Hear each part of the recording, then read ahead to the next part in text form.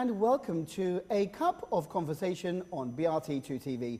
I'm your host, John Guzzi, and this week in the studio I have a very lovely young lady, and we only met literally about half an hour before this program started, and we spoke earlier on in the week to organise this interview. I am with a nutritionist. What a way to end this year on A Cup of Conversation with somebody who is looking healthy and positive and hopefully will influence us as well. She is a nutritionist and dietitian from Gazi. My guest today on the programme is Eda GİLANLIOⴷlu. So Eda, welcome to the programme. Thank you. It's very nice to have you here. Thank you for coming on this horrible, wet, cold day all the way from Gazi. It was a pleasure. And I hope, I'm glad that you got here safe and sound. Yes, I have. Now, Eda, as I said at the introduction there, we only met literally about half an hour before this interview started, and you found me via a mutual friend, and you contacted me earlier this week, and so I'm really happy that you got in contact with me, and I'm very happy to meet you now. Me too. I think people need to know things before New Year. Yes, and there are lots of good things that we need to share with our lovely listeners and the viewers. Now, first of all, let's find out more about you. You are currently living in Gazi, yes? Is that right? Yes. Where are you from originally? Because you've got very good English, or like another London or a British accent. I was born until I was 6 years old in UK, Edmonton. And I came here when I was 6 years old. Now I'm 26. It's been 20 years. Really? Wow. Yeah. So you really had all your schooling here and everything as well, did you? Yes, everything. So, and that was all in Gazi? Is that where you came when you were 6? Or Yeah, everything. Is that where your family's from, your parents are from? Yeah, my mother's from England as well. My father's from Cyprus. And we all came here, as I said, 20 years ago. Right. And I'm happy. I like both sides, though. I don't compare. You don't compare? Nah. That's the best way to do it. Every country's got a different culture. Every country's got a different beauty. So I don't actually choose. I would prefer to stay here, prefer to stay there. Everything's got something, you know, positive about it, I suppose. And if you accept where you are and are happy with your life where you are, then you can make a go of it, and you don't have to think about any other life, any other country if in you the world. actually like living, if you actually love living, it doesn't matter where you live. That's true. And you look like as if you're a very positive woman who loves living, got great energy. I am positive. I usually like talking to people, you know, open up a conversation, getting to know everyone, getting to know what they think and how they look towards their own lifestyles. And I like influencing things like what you said, because nutrition also, you know, is my career now. And I usually like to get to know people and to think on what they're actually focusing in life, how they're actually eating, what is their lifestyle. And I like influencing them on towards something which is right for them. So you grew up in North Cyprus, you had your schooling here. When you graduated from high school, did you go to university? Of course. Where? Where did you go? I went to first Near East University, then I moved on my last year to Eastern Mediterranean University because it was much more closer to my own place. Yeah, so I graduated from there, did also my master's degree, and after I finished, I actually started working for nearly 3 years now in my own clinic. But on the first year, I actually did teaching in the university as well for nearly half a term, and then opened my own clinic. And afterwards, it's been nearly 2.5 years I'm there now. Excellent, well done. So congratulations with your clinic and everything. Thank you. Now, let's go back a little bit and find out how you decided to go into nutrition or dieting. Oh, that's a lovely story. Tell us about, because I mean, the thing is, I mean, you look very good, very healthy, very well. Obviously, you look after yourself. You have to put on a good show too. I have to. Otherwise, people say, how can you be a nutritionist if you've got any flaws? But when you were growing up as a young woman here in North Cyprus, were you always conscious of what you were eating, drinking? Or was it something that you found out later on in life? I mean, how did you you don't actually know when you're born or when you're like 6 or 7 years old, you don't actually know what you're going to be. When I was actually very small, my mother knows as well, I've always wanted to be, you know, a hairdresser or something. And when I was 12, I wanted to be a singer, a dancer. And when I was 18, I always wanted to be a lawyer because my father's a lawyer as well. And I grew up as, I can't say actually I'm a daddy's girl, but I love my father a lot. And I actually wanted to be a lawyer just like him so I can do what he's doing and be like him. Because you always, when you grow up, you always see your mom and your dad and you want to be like them. I've always loved my family more than myself, and I've always wanted them to be proud of me. And that's the reason why I wanted to be a lawyer. And afterwards, I realized it's not what about what they want, not what about I want. It's about what life gives you. Yeah. And as I came to the age of 18, my father said, look, don't be a lawyer. And I said, why is that? He goes, you wouldn't want to be a lawyer because there's plenty of lawyers now around in Famagusta in Cyprus as well. There's plenty of teachers, there's plenty of everything. I just can't compare, you know, every job now. But he said to me, instead of being a lawyer, why don't you choose some other branch which is now, you know, shining better? And I said to him, like, what? He goes, you can be a nutritionist. I said, I don't want to be a nutritionist. I want to be a lawyer. And so we had this little conversation, debate there actually, but it kind of took like 3-4 months. That conversation kind of took 3-4 months. And afterwards, I decided to be a nutritionist. We started from year 1 to year 4. First, it was all like, you know, cucumbers, tomatoes and lettuce. It was different subjects. And I was like, oh, God, what am I doing here? But as I grew, as I get to know my own subject as well, on the 2nd, 3rd and the 4th year, I loved it. I was the first in class. I had my CGPA was 4.00. Wow. And I was successfully graduated on my subject, and my teachers loved me. I know that because they wanted me in Near East. They wanted me to be with them as an assistant. But as I moved to EMU, Eastern Mediterranean, I graduated again from there, from my CGPA again, first place. And then I just had to do my master's. I thought I have to, you know, upgrade myself. Did my master's as well, nearly 1.5 years. And afterwards, I finished and I said, okay, I have to do something in clinic because I can't sit down and I can't always teach students and everything every time. I'm a bit of an energetic person. And because I'm energetic, I need to spend my energy on people, on talking, on giving an effort, on writing them their menus, their diet lists, running around on TV programs, radio programs. And, you know, for example, you can go to a restaurant, write their own diet menus and help people as they come to eat healthy menus. I like, you know, I like running around. I like working. I just can't sit down. So you're not a 9 to 5 person behind the desk all the time? I couldn't. That's why I said half term on the first 5 minutes when we spoke. Yes. So, Eda, you did your studies and you've got your own clinic now, but obviously when you did your masters, did you specialise in anything? Because, you know, this is looking after ourselves now. I specialise on obesity and hypertension, especially these are the most, you know, it's got a high percentage of illness now in Cyprus as well, because people now everywhere has hypertension. People now everywhere is a bit, you know, overweight, and you can't find people which are very, you know, slim. Because we used to talk about... We like eating. we love our kebabs, don't we, too much here? But, I mean, for instance, we used to talk about the wonders of the Mediterranean diet, but I see now that people in North Cyprus, we've got more people who are conscious about their looks, now we are 50% more conscious. And also, like, people going to the gym more, maybe having proper... you know, coaches there giving them, you know, the right workout to do. And alongside that, we also need to, you know, eat and drink properly as well. It's not just exercising. We need to do this. So, okay, you have a clinic now, and somebody comes along. What's the normal type of client that you've got at the moment coming into your clinic, Eda? I mean, are they people? Is it normally women who are overweight, middle-aged women? Do you have young people? Do you have men coming along? To be honest, I know. I feel like you're going to give this reaction, but my client, which is very, very little, starts from the age of 4. Really? Yeah. There's a little boy that comes to me. I can't give no names. It's Don't say anything yet. Of course.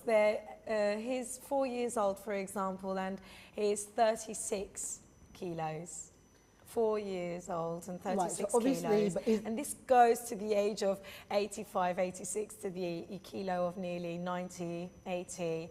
And you have to, that's the hard thing of my job, you have to talk to people with their own age group as on the same mind. For example, you can't talk maturely. You can't talk like, I'm your dietitian. You have to talk like a sister. You have to talk like a friend to that kid, because they'll either get scared of you or they just won't talk to you. They won't acknowledge you. This 4-year-old, Eda, that you're talking about, Does he have a certain problem medically? No, loves eating. He just loves eating? Just loves eating. So and this is something, his mother as well is like... Mother and father are not helping, are they? Well, I can't say they're not helping. Trust me, the mother helps the boy more than the father. The father takes the kid everywhere, and I'm like, why do you do this? And he wants it, and he looks at me with a twinkle in his eye, and I'm like, don't do this. Don't believe the twinkle in his eye. Leave the kid alone. And they're like, he wants to eat doner, he wants to eat kebab, he wants to have his buttocks and cholex and everything. And when kids want to have stuff like this, you've got to stop it, because if they have a nutrition, for example, like high in carbs, high in protein, high in fat, you just can't stop that kid. For example, like I said, this kid loves to have kebab. This kid loves to have, for example, walnuts, lots of walnuts. This kid loves to drink Coke. This kid loves to have cake. And you're not stopping them. And I'm saying to the father, please, you've got to stop. As a parent, as myself, a 4-year-old, you can sort of control what they're eating, because at that age, the family can. I mean, okay, when they go to school, maybe it's a different thing. Yeah. Maybe you have to speak with the teachers or whatever, make sure he doesn't go to the canteen too much and get crisps and chocolate. But at home, surely, the mother and father should be able to say to a child, look, you're 4 years old, you shouldn't be drinking Coke. Yeah. At that age. It's bad for their health anyway, never mind the fact that they put on weight with that. Yeah. It rots the teeth, it rots the stomach, the acid. So with the child, do you also have to sort of like educate the mother and father as well? Look, I did do that obviously when they first came, and they were actually, trust me, they were actually very influenced by my speech when I said, Great. Look, your son is 4 years old, this is a serious situation, his body is changing, he's growing, and you're going to give him an illness when he grows up. He'll probably have diabetes, he'll probably have hypertension, he'll probably be obese. You've started to, give him an illness from now, and that when he grows up, he will take this with him. Yeah. And you've got to stop it from now, so when he grows up, he won't have nothing. And the mum says, like, for example, I do my best, but whenever I leave my son to the father, it just cuts off. So I called the father as well. We had a nice speech, and he said to me, look, I can't. He's my son. If he's hungry, I'll feed him. But you're feeding him wrong. Why don't you just, for example, have a vegetable food at night, have a nice soup, have a salad, teach the child different stuff so he can get used to it as well. Mm-hmm. He doesn't want it. I said, when did this start? Well, when he was 3, he wanted to have a sip of Coke. When he was 3, he wanted to have a burger. And we, kind of gave it 1 time, 2 times. I said, look, this is where it started. You shouldn't have done this to him. And he's got 2 sons. I called the other son in as well, and he's like, I don't like this. I tasted it, I didn't like it. This one tasted it, this one liked it. He liked it, yeah. So I kind of, teach the family as well, but it's until one place they do listen to you, but when they go home, they still, they have a pity on their son, yeah.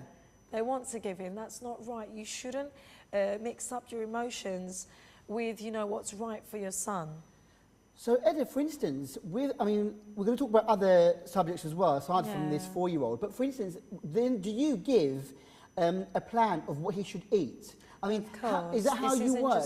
Do you say to parents, okay, if you stick to this plan, your son will be healthier and will lose weight. Yeah. So for instance, instead of the burger and the Coke, you'd rather, as you say, maybe soup or salad or something healthier. Yeah, some healthy meals. You don't have to go on fast food. You shouldn't give fast food to a kid until he's like, for example, 10 or 12. Yeah. This kid grows until he's 18. Yeah. Of course they're going to try behind our back. That's why I said until the age of 10 and 12. Yeah. But, at least you should, until a certain age, stop giving it to him or stop introducing these type of fast foods to the kids. So he will introduce himself to a later age. Yeah.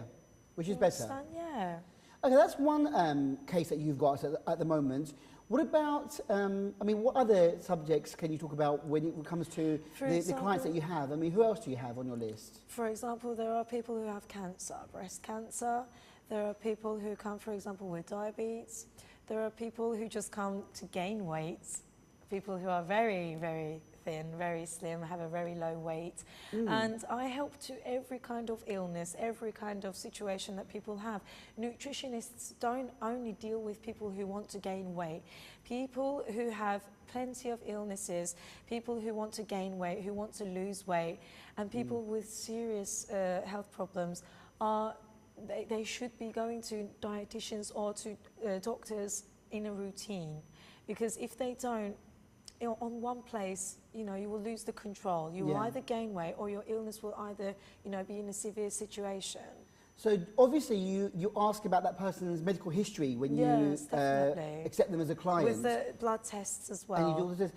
So Eda, I heard about these scales where you can put the client on there, and they're a bit like super scales, I think, where you can tell more than just their weight, about the ratio of the fat and the muscle and everything. Yeah. Are you keen on things like that? I mean, do you like to? I know that you don't want to put people on the spot by saying you're all fat and you're all this, that, and the other. I mean, but do you have those type of scales where you can work out where the necessary problem areas are? Like if it's for a man, maybe around the waist, or if it's a woman, maybe she's a bit hippie or whatever. I mean, do you sort of like have detailed areas where you can concentrate on what you should be doing? We usually have this scale called Tanita. We usually use that, and it actually calculates the weight, it calculates the fat mass, the fat-free mass, which counts as muscle, and it also calculates the total body water.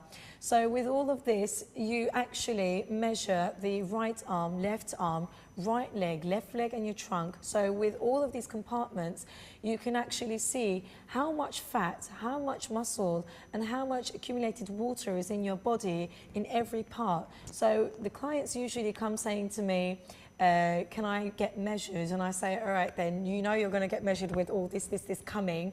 You ready? And they're like, with a big smile, yeah, this is what we want to get now. So we calculate every part, and we see every muscle mass, fat mass, and water also in the body.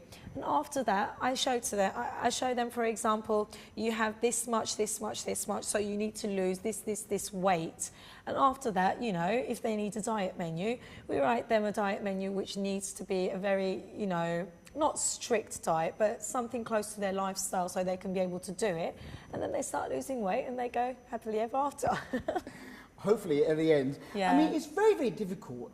In our culture, it's all eating and drinking. I mean, in the Cypriot culture, we love to have our kebabs. We like to meet and socialise with friends. The women have their tea parties where they have their bureks and chureks, and the men like to have their drink at the meyhaneh. And Sundays is a family day, and we all have our kebabs on a Sunday most of the time.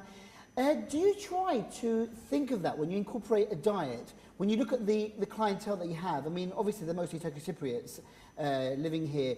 Do you try and sort of like incorporate and allow them to have their treats? Yeah. For example, if they do have, I write their menu, and for example, if this man comes to me and says to me, look, you've gave me my menu and I've got 60 grams of, for example, meat to have. And I'm going to this meyhaneh and I can't have 60 grams. Well, I say to him, all right, look, you can have one shish, you can have one, for example, kofta. And when you have these, for example, you need to cut out this, this, this. So you actually teach people on what to cut out if they're going to increase something else. But I usually advise them to increase their proteins instead of their carbs, because when you have protein, you usually fill up your stomach with, a time of 3 to 4 hours, because proteins leaves your stomach in 3 to 4 hours. But when you have carbs leaves your stomach to 1.5 and 2 hours. So you feel hungry again after 2 hours. Yeah. To finish that situation in your mind, you need to actually increase your proteins. So I teach them, for example, I say to them, you can increase your meat, you can have this. And when you have your lamb chops, for example, you need to cut out, your pide or maybe your bread, or if you're going to have wine, 2 or 3 wines, or maybe rakı, you can cut that down to maybe 2 or maybe 1. And they're usually not happy when I say that, but because people love drinking. So actually, you teach them what to cut out when you increase something else. I mean, we all hate to cut down things that we love the most. I mean, I've got my problem, especially for me, is carbohydrates. I mean, we have, the pasta we have bread, we have rice, we have potatoes. It's No, we love it. we love it, and it's just too much. And as you say, you eat it, and then 2 hours later, you're hungry again. You know, actually, what the big situation is not when people add their carbohydrates, it's when they add their salt, when they don't drink water, when they have lots of carbohydrates, and they also increase high fat products. For example, they have full fat milk, they have full fat yogurt, they have white bread, and you know, people don't actually really care because they love eating. Yeah. And you need to talk to them and tell them, like, look, you're gaining weight, you're having this situation, and in the future you might have this type of illness. When you say that, they actually start, you know, thinking, oh yeah, I need to start, you know, fixing my life, having a nice healthy lifestyle, start doing a bit of walking. You teach them. But what I usually try to do is don't, for example, say, do this, don't do that. You just tell them slowly, and you actually show them what's going on. When you show people of what they have on their measurement, for example, you have this much fat, you have this much water, they actually feel like, okay, look, she's showing me something, I've actually got something there, so I have to fix it. But if you say, look, you have to do this, do that, do this, it will go from here, it will go out from there. I know. I mean, you have to. You're like a psychologist in a way as well. At the same time, Definitely. to actually help these people through. I don't know, obstacles in their mind. Like, I can't do this. I can't not eat that. I usually say to live healthy, you need to think healthy. Yeah. It's very important. If it's not in mind, you can't be healthy. If you want to eat something, then if it's not something, for example, healthy, and if it's fast food, and if you're going to eat that fast food, and if it's in your mind, it's finished. No one can change that. So you've got to finish it in your mind. And after that, the game's over anyway. You can just eat healthily. You've got to make it your lifestyle. Looking around, when you see, I mean, okay, you're based in Gaziantep, so you probably know more of the people in that area. Yeah. But I'm sure it's probably the similar situation in the whole of the country. What do you think is the biggest problem with the people that you see coming to you? Is it people who are just eating badly, who, if they ate a little bit better, would lose that weight? Or are we becoming more obese? Are we becoming a nation of diabetics? People are much wiser now, trust me. There's lots of clients who are much wiser now. They come to you, they're like, yeah, I know that, it's okay. Yeah, I know not to have carbs, it's okay. And I'm like, okay, you know all of these, and you know, have you went to another dietitian before? They're like, you know, they're very keen on dietitians because they know everyone around Malta. They've went to every dietitian, and you're like their last stop. And they come to you, and they know everything. So what you're supposed to do is you're supposed to surprise them or shock them with new information, and you've got to update yourself as well. You need to study, you need to read new stuff, and you need to actually read journals to, you know, upgrade yourself. Because there's lots of researchers in America and England, and there's lots of studies being done now, and you need to talk to them. You need to say to them, like, look, this year there's been a study, and it's been shown that, you know, you can do this, this, this. And if you shock them and teach them this kind of stuff, they will be like, oh, she knows different stuff. The other dietitian I went to didn't know none of these. I just did this classic menu and I came to her.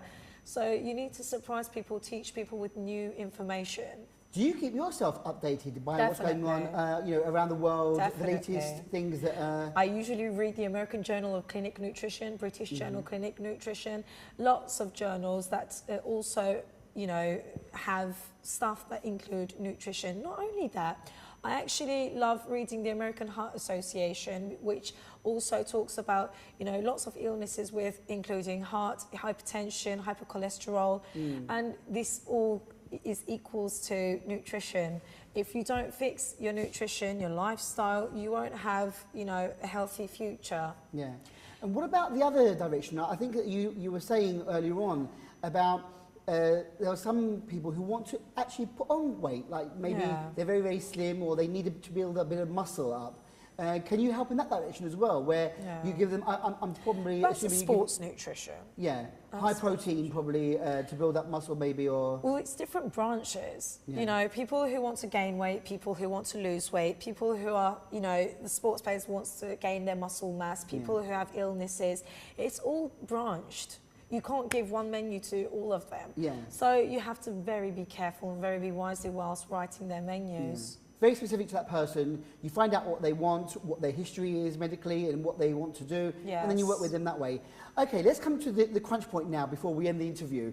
I want to learn about this time of the year. This time of the year is an awful time of the year for all of us because we're socialising more. It's the festive season. Eating, drinking more. We're drinking more. It's the new year is literally around the corner now. Yeah. So if you could advise people, general people now watching this program about for 2017, for the new year, what would you advise? What habits should we break? I mean, how can we get through the new year without overdoing it? Should we keep to 1 glass of wine if you're drinking alcohol? Or should you just say, okay, pig out on New Year's Eve and then go into a diet on the 1st of January? I mean, what would you advise for us to do? First of all, I advise people to usually have, 2 to 2.5 litres of water.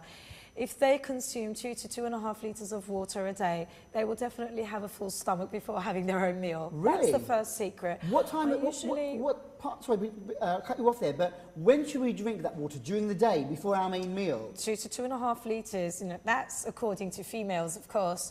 Males should always have 2 to 2.5 to 3 litres. Because it changes. First of all, I advise people to have water during the day. Yes, 2.5 litres, but the secret is actually to have a full stomach. You should have 2 cups of water, especially before having your meal. By this, you won't have an empty stomach, so you will have less amount of consumption. This is the first secret. The second secret is definitely you should seriously cut down the salt. Salt usually causes the body water to increase and future hypertension. Usually our allowance, or recommended daily allowance, is 5 grams, which is 1 teaspoon. I know it's not enough, and I know when I'm saying it's 1 teaspoon, nobody's not quite, happy about this situation, but this is a seriously problem in Cyprus, so I advise people you advise people maybe the people cooking at home, cut out the salt or reduce the number of... No, I never say cut out. Really? I never say don't do this, don't do that. No, you don't need to cut out. You need to have a recommended daily allowance of 1 teaspoon. It's allowed because don't forget our electrolytes, which is sodium, chloride and magnesium. As we sweat, we lose from electrolytes. When we lose that, we need to retake it. Every person can't have 0 sodium, 0 salt. Yeah. The body needs salt. The body needs sodium. So we have an allowance of 5 grams. So, drink plenty of water, reduce the amount of salt at the moment. The third thing I want to say is definitely you should have breaks. For example, after having your breakfast, you should have a break where you should have fruit, maybe dry fruits. Maybe you should have, for example, walnut, almonds. You can have, for example, a nice cinnamon milk, which is low fat, obviously. And you should have these divided into 2 and 2.5 hours. You shouldn't have breakfast, meal, no dinner, no. You should, for example, have your breakfast, your break, your dinner, your break, your meal, your break. You should always have 2.5 hours between each break. Very, very important because in my lifestyle, for instance, I'm referring to myself now. I skip breakfast. Yes. I'm lazy. I get up in the morning and go straight to work. And then, of course, I have my coffee, for instance, in the morning. Yeah. And then I have lunch. So really, my metabolism isn't starting until later on in the day, which is very bad, isn't it, I think? Yes. People say, breakfast is the most important meal, but you're saying eat constantly, every 2 hours, have good snacks, maybe have some nuts with you, as you said, or some fruit. So is that good to keep the metabolism? I mean, which meal would you say is important? Is it true that breakfast is very important to start the day off with? Definitely, because breakfast gives you enough fibre, enough calcium, and it gives you enough energy to work your system. People, there was a study being done as well, and they actually found out that people who don't do breakfast have a low energy during the day, and their performance during work is much more less than people who do breakfast. So usually when you have breakfast, like I said, you have more energy, you give a good performance during work, and you're much more healthy and fastening your metabolism. So I do advise people to do breakfast, even just having a yogurt, or maybe having cereal, or maybe having your egg and your cheese with it. It's very important to have your proteins, your carbs with your milk and calcium. This is very important to start the day.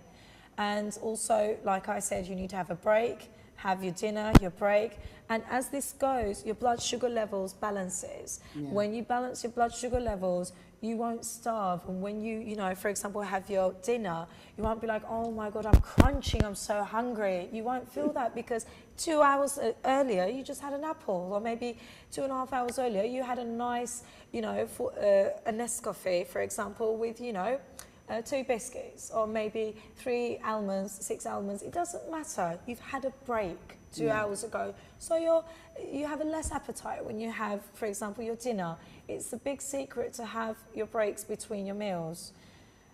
So that helps you in a way when you have those breaks, when you come to your main meal. Yeah. Because what it is, again with Cypriots, our eyes are never full enough. Oh, I want that, and I put a big... We don't do no breaks, that's why. So, you know, maybe when we have our lunch as well, or when we have our main meal, should the portions be controlled as well a little bit? You know, don't overdo it with, you know, 2 or 3 spoons of rice. Look, I always advise my clients, look, instead of, you know, adding your carbohydrates or adding your proteins to your plate, increase your salad.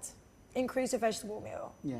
Increase maybe 2 or 3 tablespoons of yogurt, but don't increase your meat, don't increase your chicken, or don't increase your carbs, your pasta, your rice. Increase the ones which are less in calories. This is a little tactic that I teach them, because if you want to lose weight and you're hungry, you've got to increase things which are low in calorie. For example, I say to them, you're hungry and it's not your time to have your meal. It's only been, for example, 2 hours and you're supposed to eat 3 hours later. Yeah. Have a cucumber, have a tomato, have lettuce, have, you know, for example, carrots, squeeze lemon on them, you know, just have them as a little snack. You've got to have snacks between your dinners, that's what I'm saying. All very, very informative, Eda. You've got, you know, a great manner with you. I'm sure all your clients are relaxed. I'm sure they come back to you again. I know they're you were saying, one of your, you told me a story earlier on about how you had somebody who lost 15 kilos, went away, had a break, and then they came back saying, we want to, you know, we put on 5 again, and so can we come to you? That just goes to show how much they trust you and how much they need your guidance. Do you think, because, I mean, obviously you're doing your job very well, but also, do you think people want to be a little bit frightened by, oh my God, I've got to be really good, because otherwise when I go to Eda and she weighs me, she's going to tell me off? I mean, are they a little bit scared of what you might say? Never. You shouldn't react to people like that. You should be very careful, because people trust you. And just because they gain weight, you can't judge them saying, how dare you gain weight? How could you do this? How could you do this? I told you the right things. Yeah, you usually just teach them and you say to them, look, it's possible. You can gain weight nowadays. You can lose weight. You know, it's normal. Even I do gain weight. Okay, I can be a dietitian, but you know, people have got ups and downs. You do gain weight, maybe next week 2 kilos. You can lose it nearly next to the 3 weeks, but you need to teach people it's all in their own hand. They can lose it and they can gain it. It's all up to themselves. So when that person comes to me and he says to me, I've gained 5 kilos, it doesn't matter, just have a sit. I'll help you. You know, you got to, you know, it's not a big deal. You've got to show them that so they can trust you and be relaxed next to you. Very, very important. And like I said, I'm sure that all your clients are very happy with your manner and the way that you treat them and everything. So in the year 2017, I wish you all the best for the future, for your clinic. And just finally, if people want to find out more about you, you're on Facebook. Yes, they can find me on my Facebook account, and I've also got a website that's coming as well. It's being done now, and they can, if they want, type in, text me, message me. I can help anyone else who wants to come as well. Right, and so they look out for on Facebook Eda GİLANLIOÐLU. Yes. Is that the name of the clinic as well? No, it's GİLANLIOÐLU-Sağlıklı Yaşam Merkezi. It's a health centre, so by our surname, so they can find it easily. You can Google it as well. In Malta, it's around the university as you come from Nicosia. Right, so you're not too far from EMU. No, I'm actually close, 5 minutes maybe away from there. It's not far. And your website then, will it be under the yeah, it's there.